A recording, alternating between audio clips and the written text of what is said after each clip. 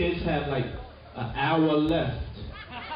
So get extra comfortable, kids, because after that, y'all gotta go. It's a wrap for y'all, because this thing turns into something that when y'all get older, y'all don't want to come to, okay? So, you know, let's just start to get our groove on a little bit. In an hour, we put the kids away, it's all good. All right, DJ, let's hit it. Let's do it. Bad boy for life? We'll see. Day one of Diddy's trial kicked off, and the courtroom had more plot twists than a remix, you guys. From Mo Money to Mo Problems, Diddy's trial just started, and the receipts are already rolling in. So let's get into what happened in day one. On Monday, May 5th, the Diddy trial officially kicked off, and jury selection began bright and early in one of the toughest districts in the U.S., the Southern District of New York. Sean Diddy Combs is facing a 5-count federal indictment with charges accusing him of running a criminal enterprise disguised as his entertainment empire. The allegations include coercing women into what's commonly referred to as freak-offs, and he's facing several serious federal charges, including sex trafficking, racketeering, and transportation to prostitution.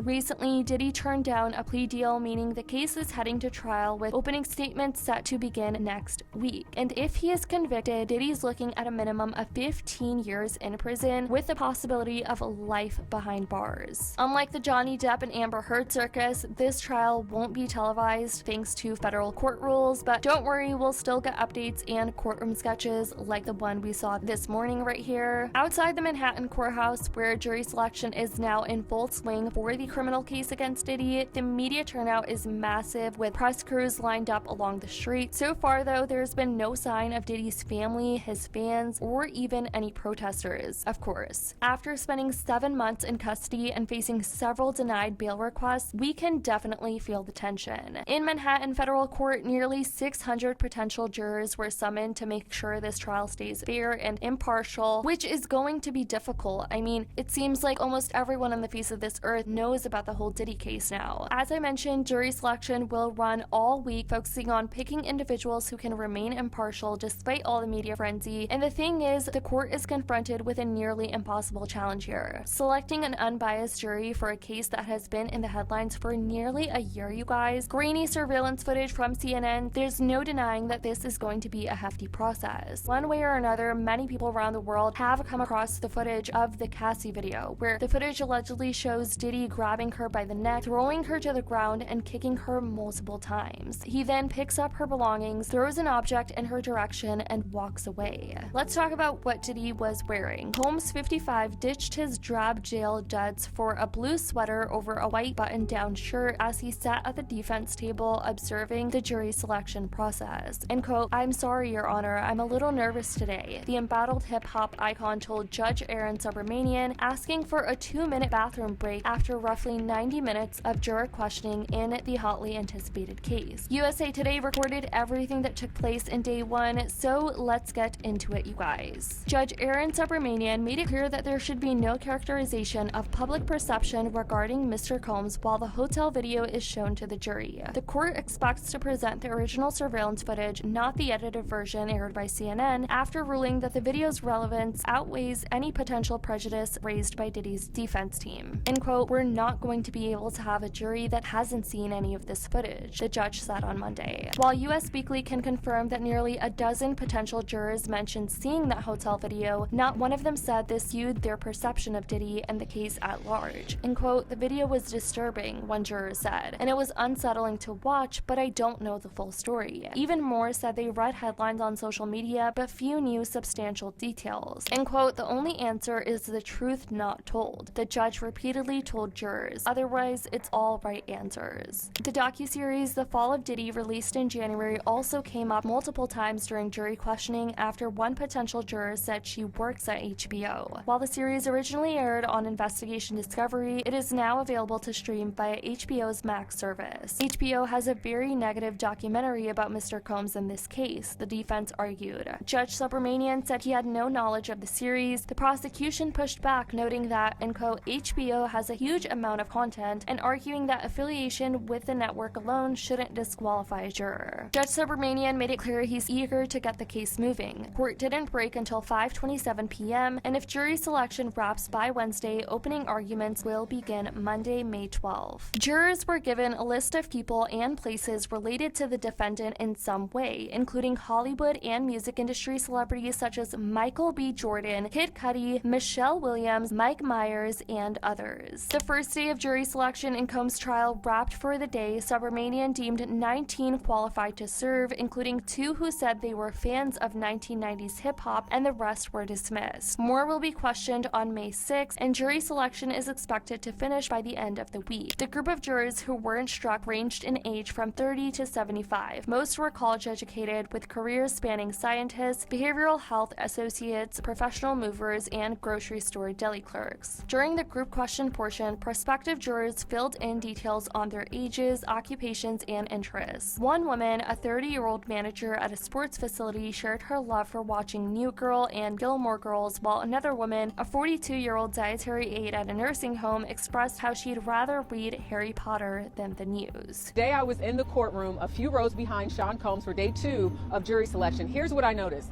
Sean Combs was paying very close attention to those jurors, and at times he was nodding his head in agreement with his attorney, Mark Agnifilo, when he would challenge or question some of those jurors and whether they really have the ability to be impartial. A number of those jurors expressed that they have seen the video of Combs' home being raided in Miami last year, or of course that infamous video from 2016 of Combs in the hotel with his then girlfriend Cassie Ventura. Now, most prospective jurors don't have any issues, but when they do, it usually comes down to a scheduling conflict, an admitted bias, or sometimes a language barrier. But every once in a while, like we saw today, it almost appeared that some people just did not want to be a part of this jury. In fact, one woman said that she, quote, is a sensitive person who has been known to pass out and not speak coherently when she is shown sexual imagery. So the judge excused her. Media Takeout is also reporting that Young Miami might be called to testify in Diddy's trial. And their claim about Young Miami potentially testifying in the trial adds another layer of intrigue to the case. Now, Young Miami, who is part of the rap duo City Girls, has been publicly linked to Diddy for some time now, and if she does testify, it could shed light on their relationship and her involvement in the ongoing legal case. Given the high-profile nature of this case, it's not surprising that names like hers could come up in connection with the charges, especially considering the types of allegations being made against Diddy. Now, whether she'll actually testify or not remains to be seen, but her potential involvement is definitely fueling more media speculation. So what do you guys think? With everything unfolding, do you believe the court can find an impartial jury, or is this trial already too public to be fair? Let me know your thoughts down in the comments. As always, I'll keep you guys updated, and drop a comment down below on your thoughts. I love you guys so much, and as always, I'll see y'all in the next video.